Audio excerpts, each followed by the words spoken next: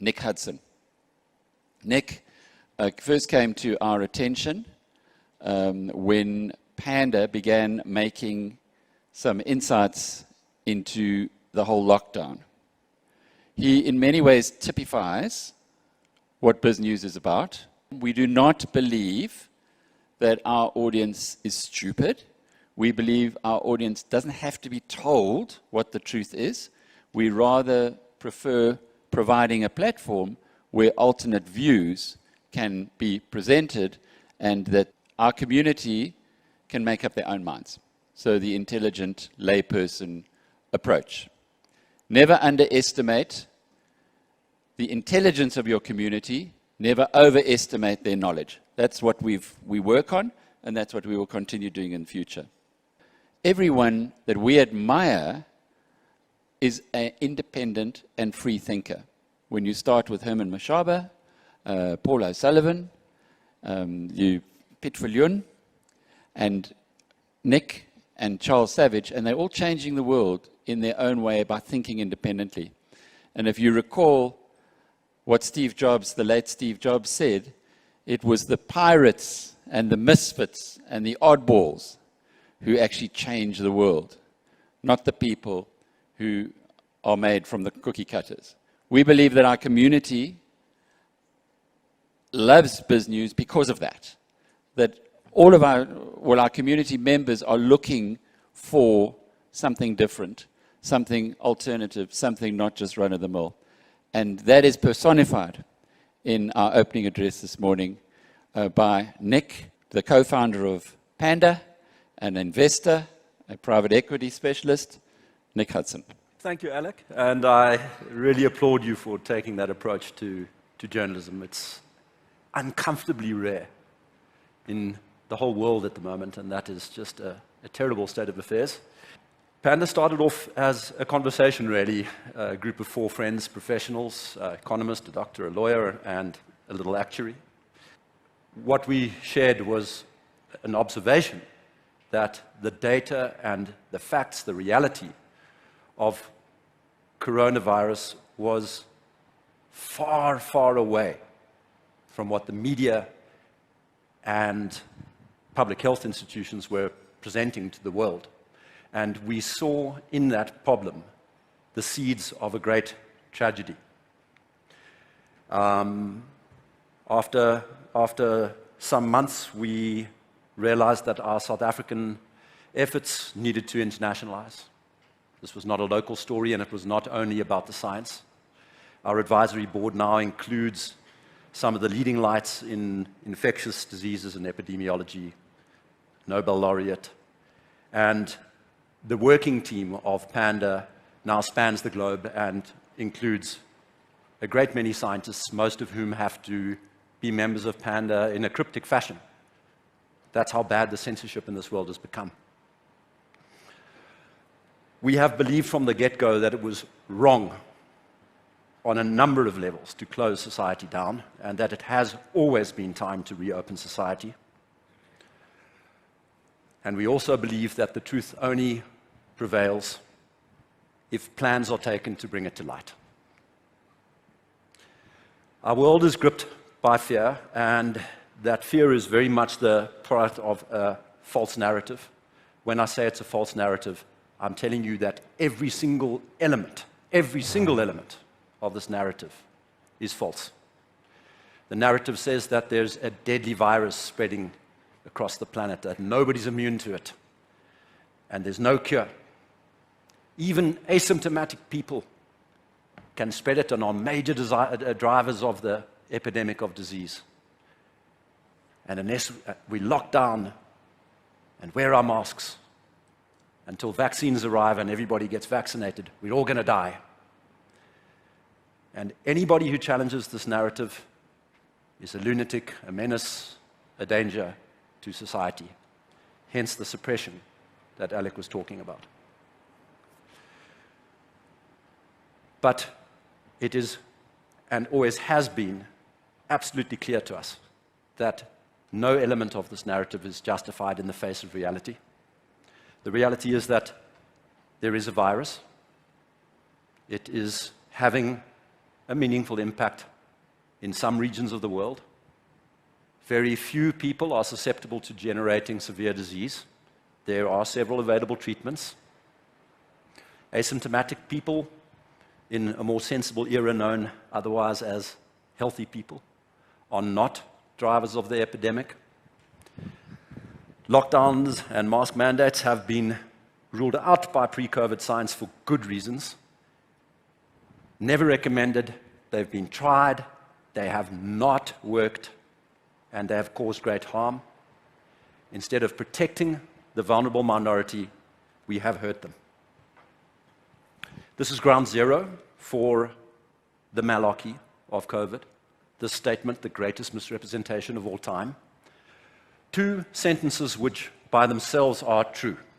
It's true that the case fatality rate for COVID at this time was about 3.4%, and it's also true that the flu generally kills far fewer than 1%. In fact, most people would say 0.1% of those infected.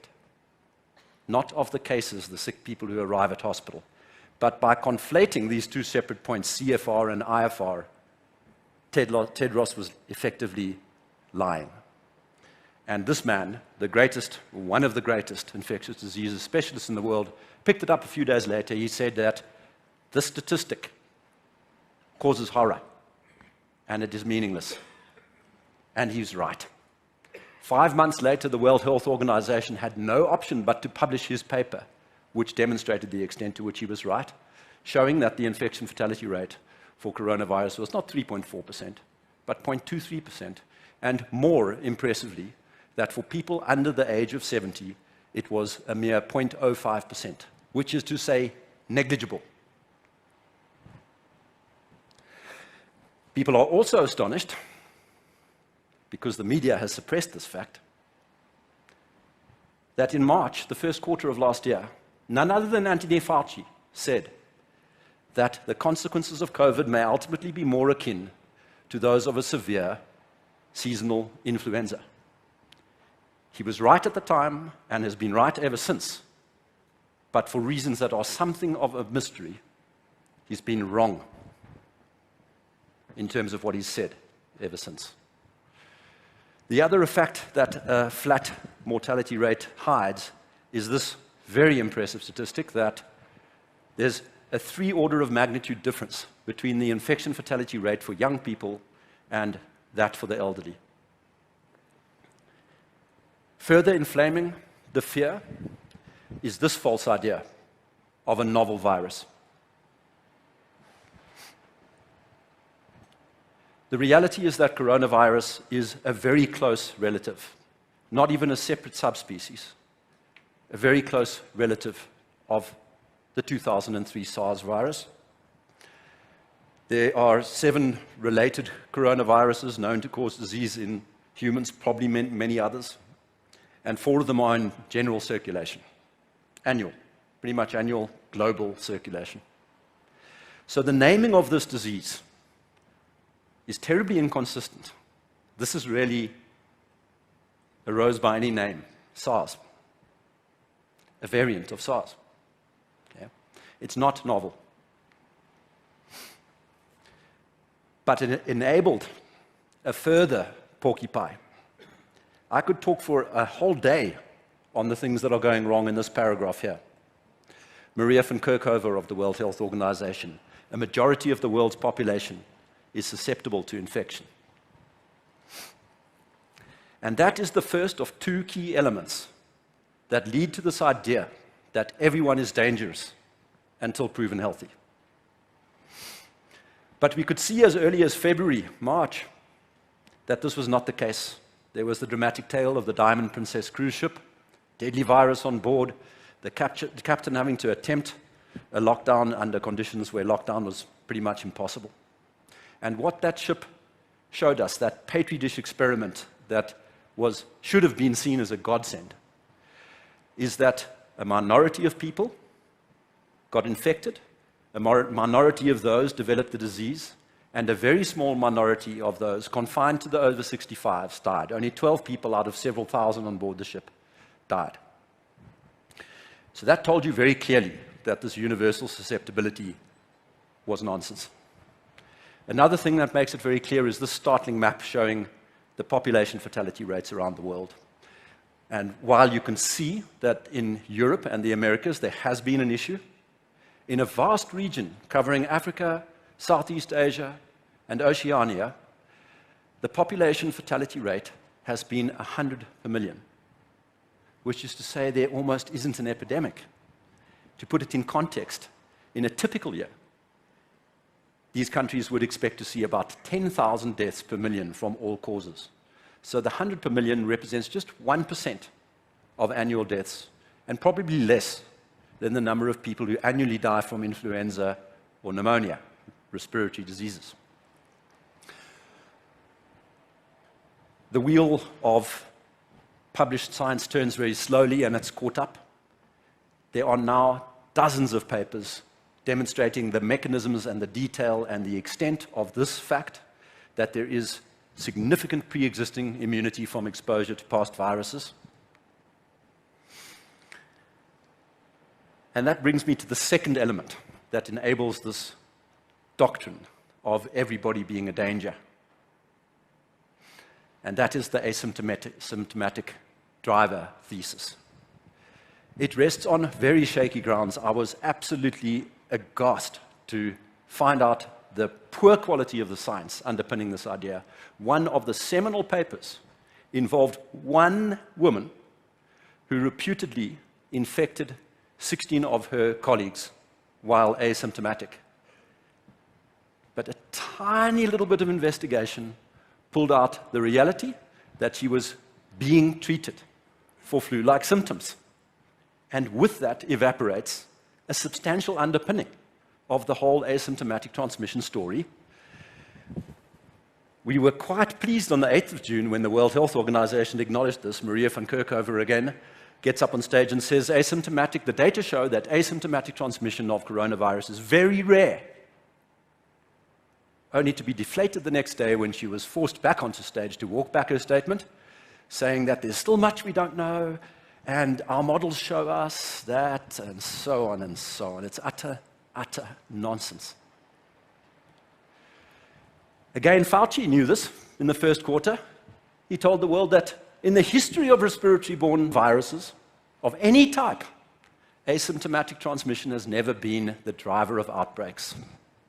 And again, the literature catches up, and we see that in the real-world data, asymptomatic transmission is not a driver. Moving on to lockdowns, where on earth does this story come from? This man, Bruce Aylward, will go down in history as a criminal of immense stature. He takes a delegation to China, spends a few days there, and returns and says to the world that everybody should copy China's response. There was no substantive reason for him to say that. The entire basis for saying this was the doctrine of universal susceptibility. It was clear that in China, not everybody had died, therefore lockdowns work. It is so silly. Before COVID, this is repeated.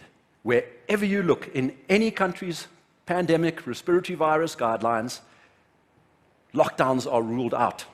They don't call them lockdowns because the term didn't exist. They talk about quarantining of the healthy. The measures that are reported to be ineffective and that should never be attempted include large-scale quarantines, border closures, school closures, mask mandates, social distancing, all of the stuff that we're being forced to do. And the effective measures are pretty much limited to isolation of the sick and hand washing, the stuff we've always done. Again, the literature catches up slowly. And this finding is coming thick and fast. Non-pharmaceutical interventions in general, especially the draconian ones, do not have a statistical impact on epidemic trajectories, whether cases or deaths. And you can even make the discernment that the most draconian interventions are pro-contagion. They actually inflame the spread.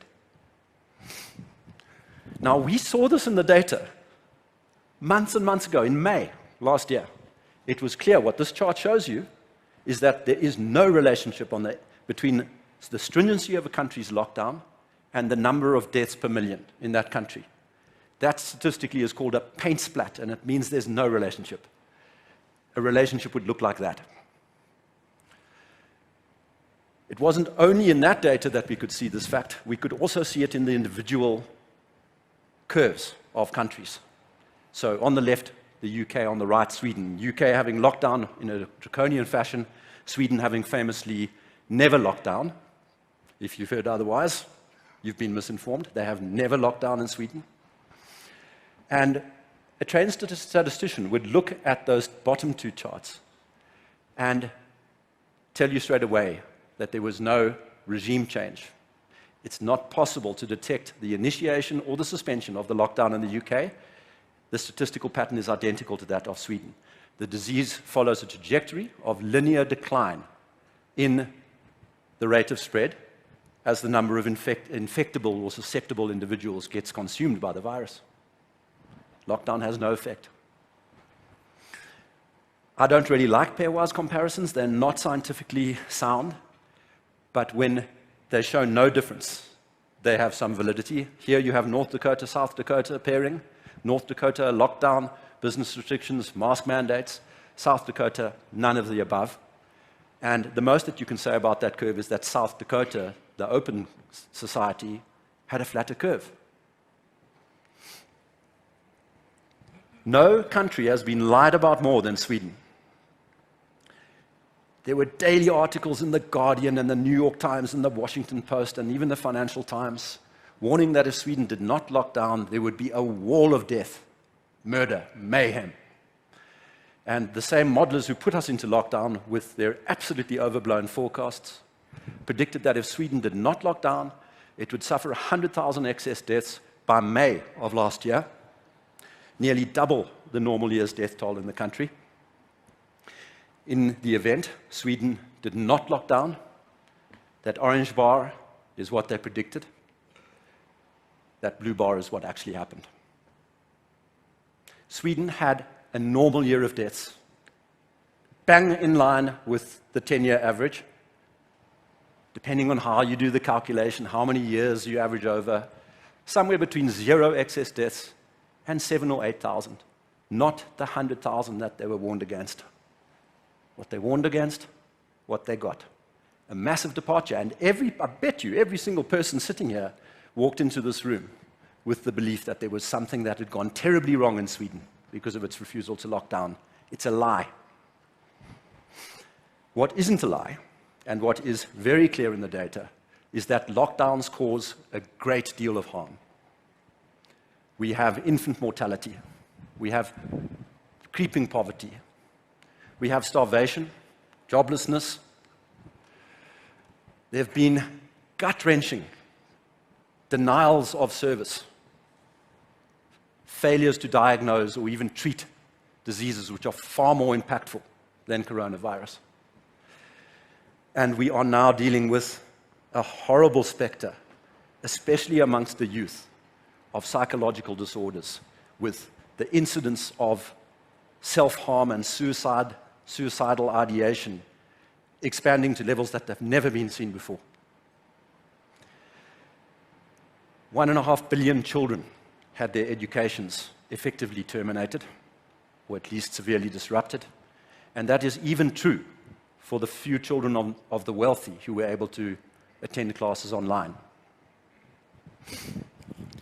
And perhaps the hardest thing for me to swallow about all of this is in undergraduate epidemiology, it is a well-known finding that when you are confronted with a disease with sharp age graduation, as you are with coronavirus, measures to generally suppress the spread of the disease have the effect, reliably, of shifting the disease burden onto the vulnerable, who we should be protecting.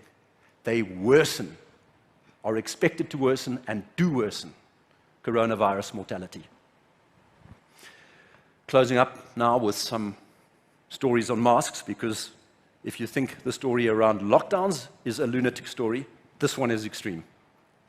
Here in March, We have the World Health Organization correctly telling everybody that there was no reason for the general public to be wearing surgical masks, let alone cloth ones. 3 months later, an inexplicable about turn, again at the hands of Dr. Tedros. And I want you to note the date of that announcement. It is the 5th of June. It's astonishing because on the same day, the World Health Organization published this announcement that there is no direct evidence for the effectiveness of universal masking. The CDC did a similar about turn just a couple of weeks before. Its guidance had ruled out mask mandates, and it suddenly produced some extremely flaky science, including my favorite here, a study of 2 hairdressers in Missouri who were reputedly symptomatic, wore masks, and didn't infect their young and probably not susceptible customers. Absolute nonsense.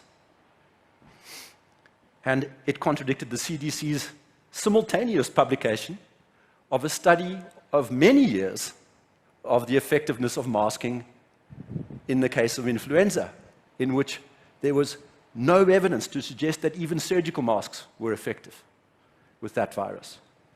And again, when you look at the data, we can compare the mask mandate states in orange with the non-mask mandate states in blue in America, and there's no difference. Nothing. The story that this is protective of you or somebody else is probably a harmful story. What does Fauci do in response to this? Evidence that the things don't work? Let's wear 2. What a joke. Tom Jefferson, the famous epidemiologist, is correct. Sometimes you get the feeling that a whole industry is waiting for a pandemic to occur. The reason you get that feeling is there is one. Big Pharma.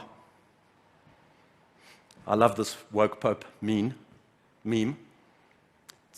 It's made up, okay? This is not fact. But it does communicate an important point, that vaccines are being sold as a ticket to freedom by people who stand to make countless billions out of them. And we get to the extreme very quickly with Gavi, the conflicted vaccine alliance, telling us that nobody is safe unless everybody's safe. How convenient that we now have a logic that tells us that we need to vaccinate 7.8 billion people for a disease that has a mean survival rate of 99.95% for people under the age of 70. The profiteering here is naked. It is transparent. And so we have these sad situations of teenagers who are really not susceptible, lining up to get vaccinated in a desperation to get their freedoms back. They're stuck between a rock and a hard place. And we have this very dystopian, not a new normal, but a new abnormal. A PCR test that is not capable of diagnosing infectiousness or infectedness. It is wrong to call it a COVID test. COVID's a disease, not the presence of a virus. Inflated death numbers, media propaganda emerging from rampant disinformation by governments, not by Panda. We have restrictions on movement and travel. We have these ridiculous arbitrary rules. 2 days ago, 3 days ago, Fauci's out. Yeah, the evidence now shows that 6 feet can be reduced to 3. Yeah? I mean, can you even begin to take a person like this seriously? We have the looming vaccine passport, loss of personal liberties on an unprecedented level, and so on. And fear of reinfection, fear of long COVID, fear of resurgences and waves and mutations and variants, and it just is continuous and unnecessary. And it's putting us into a very Orwellian dystopia with pictures that have never been seen in living memory in liberal democracies. Pictures of violence, desperation, and absurdity. Absolute absurdity. If you are not seeing at the moment that the very underpinnings of our civilization are under threat here, then I beg you to consider. We have a choice. We're up. We've been pushed up against the precipice. Are we going to be pushed off, or are we going to push back? I'd like you to go and read the Great Barrington Declaration, which advocates pretty much for what the guidelines said, what we knew before the world went mad, that we should pursue a doctrine of focused protection and get on with our lives. We have expanded that in a plain English document called the Protocol for Reopening Society, which you can download from our website. Mandela was right. Courage is not the absence of fear. It's okay to have been scared by this virus. Courage is the triumph over fear. And we all need to strive to accomplish it. It's a hell of a task, because this is true, that men think in herds and go mad in herds, but they only recover their senses one by one. It's a tough task ahead. In order to go back to normal, we need to mount an unprecedented awareness campaign to kill this harmful narrative, this deadly narrative of fear and malarkey. And then after that, we have to do some more work. It's not simply get rid of this fear. We need to look very carefully at what failed. What safeguards do we need to prevent this kind of situation from ever happening again? Thank you. Thank you very much, Nick. It was thought-provoking as always. I've just got 2 questions before we go to the floor, because I'm sure there are lots of people who've got their own questions. Yeah, the first is, you never mentioned ivermectin. There are lots of people I know who take ivermectin as a precaution. Is that a waste of money, a waste of time, given everything that you've told us?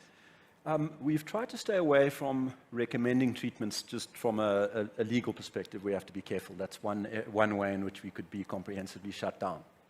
But what I will say is this, that it is very clear that Big Pharma has the incentive, the means, and is actually showing every sign of trying to shut down any repurposed drugs, any forms of treatment, vitamin D, ivermectin, hydrochloroquine. Now, the mechanisms for these drugs working are spoken about. There's evidence for them having some or another effect. Maybe the debate is actually around effect size. So I don't think it's crazy to use those things. But what I would cause people to think very hard about is just, why is that suppression happening? And isn't it just so obvious that the narrative here is being controlled? There's a suppression going on about the effectiveness of the cheaper and unprofitable treatments. That's what's happening. And I hear what you say, but we all know someone who's died. And some families, some population groups have been really heavily affected. Sure. So what I heard you saying today was, this is not really serious, but if we know people who have died, then surely there is a reason to be concerned. Yeah, absolutely. And I know people who have died. I have friends who have died. It is wrong to persist with measures that don't work simply because people are dying. That's a mistake. And especially when there's evidence for those measures causing more people to die. This is not about, it doesn't matter, or there isn't a virus. There is a virus. We would much prefer not to have this virus in our world, but there is a deadly reaction. And so, no, I'm sorry if I gave the impression that I'm not concerned, or that I think we shouldn't be concerned, or that I think appropriate steps should not be taken. That's not the message. But there is a chaotic, panicked overreaction that is far deadlier than the virus itself. So the reality is that this virus does kill, but it kills like a sniper, not like a shotgun. Yes, I think that's reasonable. It's similar to other respiratory viruses. Probably it's even more extreme, because influenza would be significantly more dangerous to children and young people. And the precise mechanisms for why this is the case are still a little bit shrouded. We're getting strong clues as to why this is the case. Different parts of the immune system that are relatively more important for coronavirus than for influenza, that kind of thing. But yeah, it's very much a disease. I mean, in the UK, the average age of death is older than the life expectancy, the average age of death from coronavirus. 82.5-year-olds, average age of death for coronavirus in the UK. Now, it's not to say that we don't care and just let the old people die. What the central point here was that general suppression mechanisms, what they do is they suppress the mobility of the healthy people. And that means that the relative mobility of the vulnerable people goes up, and that's the mechanism for shifting the disease burden onto the vulnerable people. So we're actually shifting. We're causing an increase in the expected number of deaths in the interest of this spare the hospital, don't let the hospitals be overwhelmed, which in itself is a bit of a false narrative, because hospital overwhelming has been an absolute minority event for very brief periods of time in specific locations. It's closer to the truth to say that hospitals have been empty for the duration. Pitt was mentioning yesterday about incentives, and Yes. when you bring it back to the lockdowns and the massive damage that's been done to the economies, who was incentivized to do that? The alignment of incentives is definitely the thing that you need to focus on in trying to understand this. I mean, the big pharma incentives are transparent. They're making, I think just tens of billions of dollars a month from the mayhem of PCR testing. They stand to make a huge amount and are already making a huge amount out of the vaccine campaigns, which make no sense on any level. I mean, it might be worth just having a word about that. The word is out in South Africa that we must vaccinate 70% of the population. This is absurd. It's absolutely absurd. We've got more than half of the population that have recovered. And a recovered immunity is without any shadow of a doubt superior to vaccine-induced immunity. It's an absurdity that the idea that there would be better immunity from vaccination. So we are going to vaccinate 70% of the population when 50% or more have already recovered, and when at least children, but probably all young people under the age of 50 are in reasonable health, are simply not at risk. You could achieve, assuming efficacy and safety, which is yet to be conclusively demonstrated, assuming efficacy and safety, you could have as much life-saving as you care to have with 10 or 15%.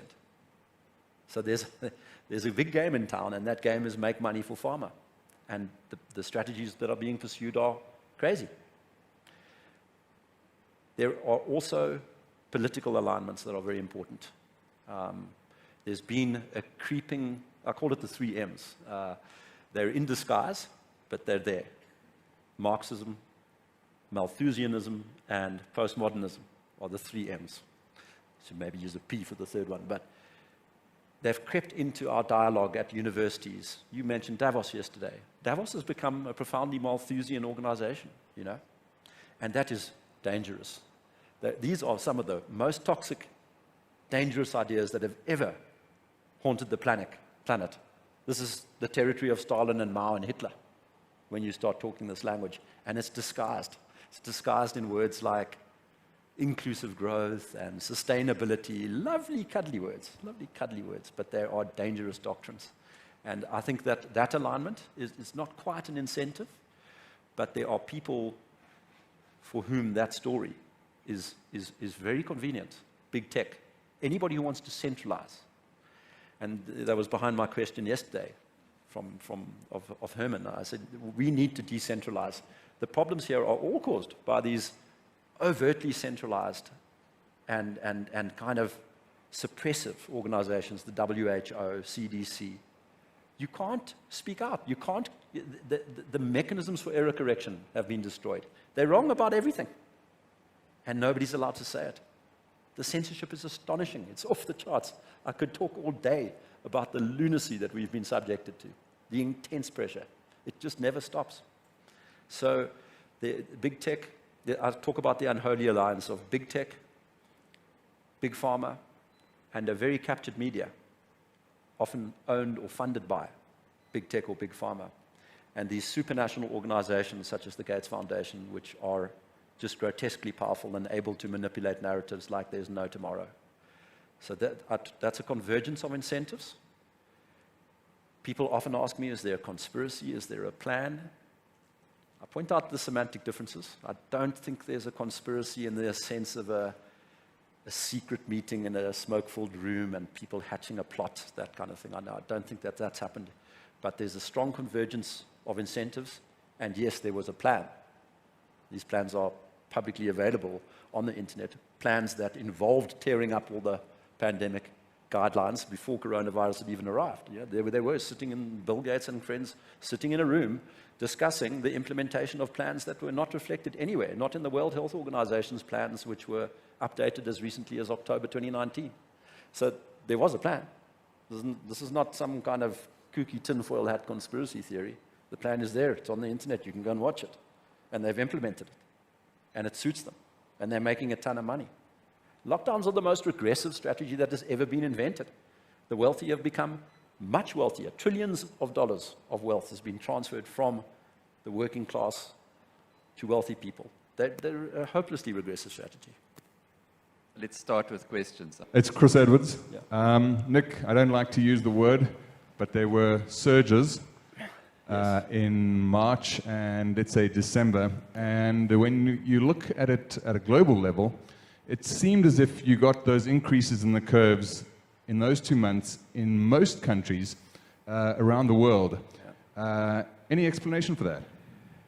I wish I had a clear one. We were surprised by the second surge in South Africa, especially because it came in midsummer. It was certainly not something we had predicted, and we were wrong. There's a lot that still needs to be explained, and there's a lot that is needing an explanation.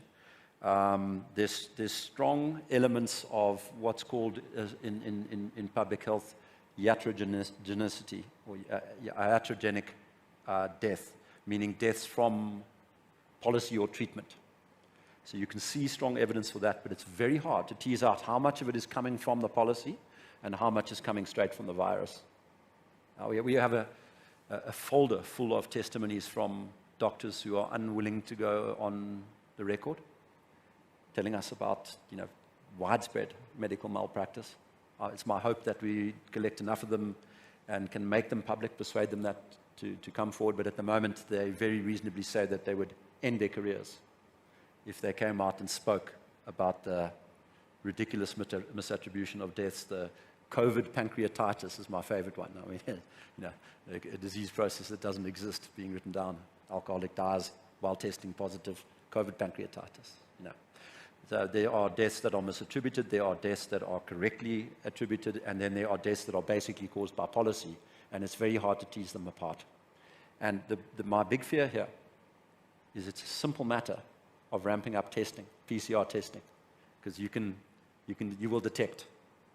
If you PCR test amongst asymptomatic people, then you will get false positives, people who are not diseased, they're not clinically sick in any way.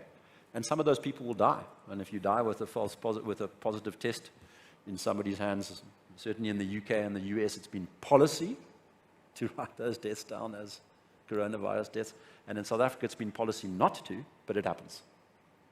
So we're still doing the work. I'm not too sure that we will have the answer for many years because our statistics are in a mess. And it takes a long time for them to catch up the reporting of and attribution of all-cause mortality, which is what's required. And big inferences are being drawn from this very sketchy excess deaths report. And incorrectly so, in my opinion. But anyway, yeah. Bruce? Nick, thanks for a really good talk and providing some reality, which I think we need. Just two questions. In terms of the disease, we know there are things like cancer, heart disease, malaria, many other diseases, and we haven't seen this type of reaction. Do you, off the top of your head, know what the numbers are compared to the numbers the so-called numbers of people who have died from coronavirus? That's the one question. Sorry, I'm going to ask two, Alec. That's okay.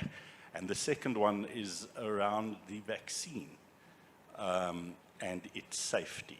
What is your opinion? I know I'm putting you in a corner, but these are hot topics. I'm going to answer the first one because it's easier and I'm less likely to be shot.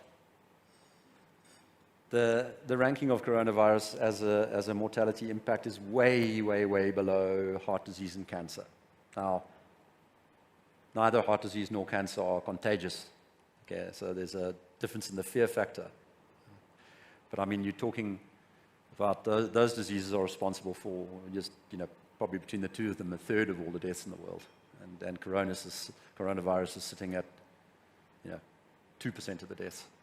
So there's an order of magnitude difference, And it's, as we showed, for half the world, this thing just it's been a non-show, a non-event. And it's not because of the policies, and that map with that huge white territory. You've got countries that locked down, didn't lock down, wore masks, didn't wear masks. And none of them had this. So I get everybody telling me on a daily basis, oh, but Australia locked down and they managed to, Did they? How do you make that attribution? How on earth do you make that attribution when they sit in the middle of a region where nobody had an impact, Isn't there maybe another scientific explanation like pre-existing immunity? And why on earth are they not testing at the cost of a few $1 million for pre-existing immunity? Why did New Zealand ban the importation of antibody tests? Inexplicable stuff. They should be encouraging the importation to establish whether there's pre-existing immunity before you shut down your economy at the cost of billions of dollars. It's just, these basic steps here in public health are not being pursued. It is insane. So yes, if your point is that there's misprioritization on an epic level, we have basically terminated our TB programs and HIV programs in this country. Many more people will die as a result of that than died from coronavirus in South Africa. And I mean that by individual causes of death. We are in the territory where the policies are going to cause between 1 and 2 orders of magnitude more deaths than the virus itself. And they've done nothing to reduce the deaths from the virus itself. That's where we are. That's how crazy this situation is. Okay. Vaccines. In this crazy world, I have to start by saying that I'm not anti-vax, that I take vaccines myself when I travel, that my children are vaccinated. Okay? That's how crazy this is, because if I make one assertion that seems to suggest that I challenge the data on safety or efficacy, I'm anti-vax. And I will be shot down and people will be pressed to leave Panda and so on. Okay? Now, having said all of that, you can't talk about the vaccine. There are a dozen odd vaccines out there. I've lost count at the moment because there's several now out of China and there's one in India and there's Russia and so on. So you can't talk about the vaccine. Each of those is a separate product. They have vastly different mechanisms. This new messenger RNA-based one that underpins the Pfizer and Moderna vaccines is a very new technology. We haven't even trialed it in animal trials in the case of these two. So you have to watch very carefully. And I am concerned that the monitoring processes and mechanisms are unsound on an almost global basis. What you can see is a sharp rise in coronavirus mortality upon implementation of widespread vaccination programs in several countries. And that needs to be understood. I'm not saying it's attributable to the virus, to the vaccine, but we need to understand what's driving it, because it is completely uncharacteristic of an epidemic curve to be watching a country's curve decline and then you start a program and it kicks up again. Why? That question must be answered, and it must be answered honestly. And you haven't seen this reported in the media, have you? And you can see it. Italy, the UK, Seychelles. Yeah? Safety needs to be properly measured and monitored. I hope, ardently hope, that all of these vaccines get a clean bill of health and that they get applied safely to vulnerable people. But it is far from clear that that's going to be possible. I want that to be the case. I do not want to see the whole world go mad and start vaccinating children and healthy people for a disease that's of no risk to them. You can forget ideas like elimination or extermination of the virus. Coronaviruses in general have large animal reservoirs. They being as contagious as they are, they're going to circulate. We're not going to get rid of this thing. It's going to become endemic one way or another, hopefully assisted by vaccinations, and it will circulate. And it will circulate with much less impact. It'll be like adenovirus or rhinovirus or influenza A and B, probably even milder than those. It's with us. So I am concerned, I'm alarmed at the failure of the media to see the rampant commercialism that's driving this program and these crazy assertions by corrupt scientists around the percentage of these populations that needs to be vaccinated. There's no grounds for it. Nick, is there any parallel here to what happened with smoking in the 40s and 50s when it was actually propagated as as something that was good for you? Yeah, there definitely is. I see that parallel. The analogy is a good one. The only thing is it was not nearly as extreme as this. You know, this is the disturbing thing, the extent to which we've all been taken, and the complicit media. That's been the unusual thing. But isn't it 10% is conspiracy, 90% is incompetence? And you're saying that the media is complicit. I could almost put my hand on a Bible and say to you that it isn't that the media are wanting to do harm. No. But maybe there's the incompetence factor that is actually driving this. Incompetence, possibly an infection with the 3 M's. Yeah, you've got some real centralists. You know, if you knock on the door at the Daily Maverick, you're going to encounter journalists who are really Marxists. They believe that the world will be better off if there's a world government and universal basic income and things like this. And so when the World Health Organization steps up and starts talking the gospel, they support them. And there's also this culture that's infected even mainstream journalism of cancel culture, of safetyism, of this idea that words can harm. They're all very wrapped up in the politics of woke, the politics of identity politics. And they've swallowed that, they've drunk that Kool-Aid. And I think that is an enabler. So, I mean, your story is exceptional. You've encouraged us to come and lay out our arguments. You've tried to set up debates. That's not the treatment we've had at the hands of any other publications. Some journalists have tried, and they get shut down by their houses. They tell me privately, you know, so after that interview I did with you, you won't believe it, but the editor came downstairs and said, never again, okay? And he wouldn't tell me why. And we get this refrain, this constant refrain, misinformation, disinformation even, you know, disinformation is a hell of a thing to accuse somebody of, you know, that you're actively going out to propagate knowingly false information. We've never done that once. We've been accused of it routinely, and it's never with any specifics. They don't go and say, Nick, what you said about the CDC and masks, or the evidence over here, or that data, or that's false, and I'd like you to stop saying. They never say that. It's just this general blanket accusation of misinformation or disinformation. So what's your from journalists? What's your incentive? We spoke about incentives earlier, but what's yours? Yeah, I mean, we keep on getting accused of being libertarians and having some nefarious profit-making motive in Panda, which is ridiculous. It's done nothing but cost me time and money. I've hated every minute of this. I'm motivated here by fear for what is going to happen to our world, to the fabric of our society. I'm worried about the future of my children.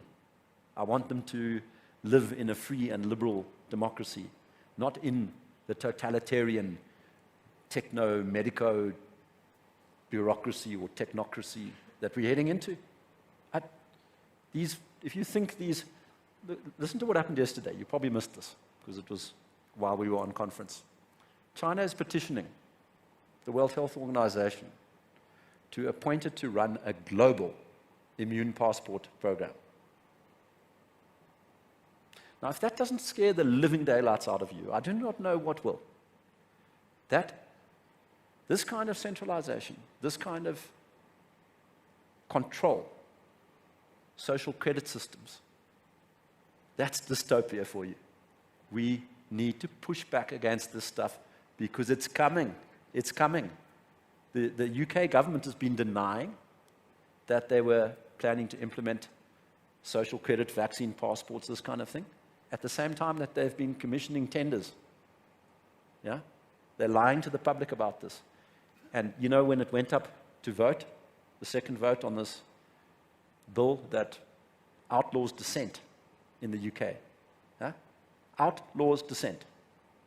Not a single member of the Conservative Party voted against it. This stuff is disturbing. And so that's my motivation. My incentive here is to avoid that kind of stuff happening. I just do not want to see my children growing up in a world like that. Sorry, me again. Nick, March last year, I actually was in Europe at the time, and speaking to UK colleagues, said that there is no chance that South Africa would follow the Italian, then British, then American stance of lockdowns. You guys have been the Brits have money, we don't, to bail out your population. And maybe more importantly, the idea of lockdowns could be potentially understandable in the 1980s when we had an apartheid government, but with a democracy in South Africa, it would never happen because the people in government understand well that poverty kills.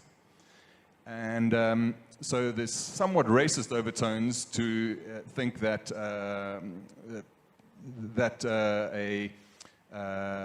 a now black-controlled government would institute lockdowns on their people, if you don't mind me saying, is absurd. It was also in March of that year that it was too early, I think, for Big Pharma to have had an extended influence, but I may be wrong on this, in all the tentacles, far-reaching tentacles rather, like South Africa.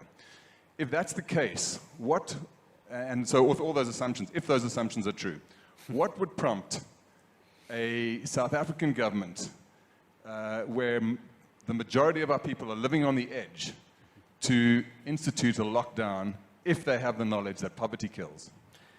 Yeah, I mean, it's not a simple answer. There's several factors at play simultaneously, as there generally are in complex political settings. One factor, I think, that was crucial in South Africa, but not definitive, is that our cabinet is loosely divided into communists and crooks. And both parties, both groups, find great virtue in the idea of lockdown. You know? So there was a political appetite, I think, at the cabinet level for lockdown. There was also a very overt and massive and relentless propaganda campaign by the Chinese Communist Party proposing lockdowns all over the world and criticizing politicians who pushed back, you know, vicious criticism, personal attacks in social media by swarms of human bots. I mean, the CCP's propaganda capability is a thing to behold, and it was unleashed in favor of lockdowns. It's a very significant and very well documented story. Yeah. You can go and read the letter of Michael Senger to intelligence agencies of the world where he spells out and documents the huge propaganda story. I think it was significant. And you must remember that when lockdown arrived, with media and social media all supporting it, the population supported it. The population thought the president was being fantastic. It was the first time that they'd seen him.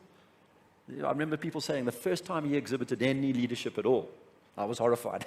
You know, we wrote a nice letter where we said we sort of understand that you locked down. You know, have you really thought about it? Have you done a cost-benefit analysis? I mean, this is the astonishing thing. Not a single government anywhere has done a cost-benefit analysis. How can you not? You know, where is the analysis that shows to me that this is a sound policy? It does not exist. And when anybody attempts one, it comes out with the wrong answer, the definitive answer being that you should never even contemplate lockdown. It's a disaster of a policy. So those are big. But you also need to understand the extent to which the World Health Organization is captured by the Gates Foundation and China. That's a very important consideration here. So there's pressure from those organizations, and they wield a big bat, all of them, you know. So this is the mix into which the notion of lockdown is planted, and it is taken up in Italy. And you can see Neil Ferguson talking and saying, oh, you know, we never thought it was going to be possible to implement lockdown in a democratic country. We thought it was just not going to happen. And then the Italians did it, and so we did it. You know, that's kind of the backdrop. But I was dismayed. We know that the ministers got our letter. Some of them were seen carrying out our report into meetings. So it was discussed at the very highest level of government, but they decided to ignore it without providing any reasons. So our initial report showing lockdown harmed was discussed, and there was no reaction or response, which leads me to believe that the reasons why they decided to continue lockdown are basically too embarrassing to be uttered. Andrew here. Nick, you're making me think, so thank you very much. Definitely thinking about my kids at this point in time. I think it would serve the argument or serve the presentation to cut it into two phases. I really think the first phase of COVID is a position of least regret. So people are making big decisions, least regret decisions, and I think it's hard to counter that. And people that I come across, everyone had lots of ideas at the beginning. But I'm really interested in that the second phase that I would discreetly break the story into. You were saying the literature was catching up, and I think that's very important. I think you said that 3 or 4 times in your presentation, because now we have a rational case. The literature's catching up. It's still early days, but there is literature to support. So in the second phase that we're well into now, and I hear there's a delayed response in the second case, and you should be talking louder, I think. Pragmatically now, here we are, I think we're 0.5% of the economy of the world sitting down on the southern tip of Africa. Pragmatically now, what do we do as a country? We need to get going. There's all these international threats. The story stacks up. I think there's credibility. Pragmatically, what do we do? Especially for the international trade, for companies that are working internationally. Pragmatically, what are we going to do as South Africans? Yeah, so there are two elements of moderation in your story, and I like moderation. The first one is, let's not be so hard on people for going into lockdowns. That part I have to push back against, because we had the guidelines. We even have statements of principle detailing what evidence threshold is required to amend the guidelines. But in the space of 7 days, all over the world, those guidelines were torn up. And all of the statements of principle and the guidelines were contradicted in every single action that's been taken. And that has to be understood. We need to unpick that and work out why public health professionals all over the world who'd spent decades putting these guidelines together just went, threw them away and went down this road. That's not, that's not something we can just gloss over and say, well, we didn't know, or, no, we did know.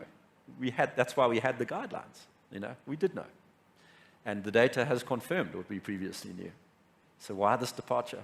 It has to be answered. I can't accept the moderate view there. On your point about what do we do now, okay? History is riddled with stories of how concessions to the limitation of freedoms and of liberties are rapidly evolving stories.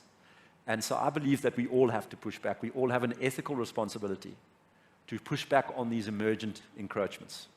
Okay, so that's point number one. Yes, pragmatism is required. I'm an investor. Okay, I can't go and call the shots based on issues of ideology or highfalutin principle, right? I have to do what's sensible for my investors, and that would include, evaluating steps that would be somewhat concessionary here in a way. But I do hope that that people walk out of this room with a lively awareness of the extent to which we are in a dangerous situation. This is, you need to be thinking Stalin. That's what we're facing here. We need to decentralize. We need to pull back from this very smartly. What the erosion of liberal values in countries that basically invented them is just breathtaking. It's breathtaking, nothing less. So yes, I mean, go and read the protocol for reopening. What it basically says is just, with respect to some practices, stop it. Stop the PCR testing, especially of asymptomatic people. It's a nonsense enterprise. Stop the Perspex boards and all the stuff, this theater that goes on when we had breakfast, the sort of, that's what it is. It's theater. Mask wearing is theater. It's kind of a religious thing. It's not, it indicates, it's a virtue signaling thing. You know. It's no, you're kidding yourself. You know. So stop the, an important part of getting back to normal is to stop the theater. That I would say. We've got to terminate that because it has a chilling effect on the economy. The economy is, one thing that Keynes was right about is that the animal spirits are important. You know? And when we are afraid, when we are behind our masks and reminding each other every minute of the day that there's a deadly virus, that has a chilling effect. We need to stop all that stuff. We just need to bring people back to their senses. So I would not shortchange ideas like network-based ideas. You know, can you start a nucleus of people in your country in your company who are brought back to reality? Can they influence other people around them? That's what's required. That story about bringing people back to their senses one by one. Somebody has to do that work, right? It's not all going to happen because Panda managed to get a big donation and launch a campaign. That's not going to be the answer. It's got to be a more decentralized approach. Yeah.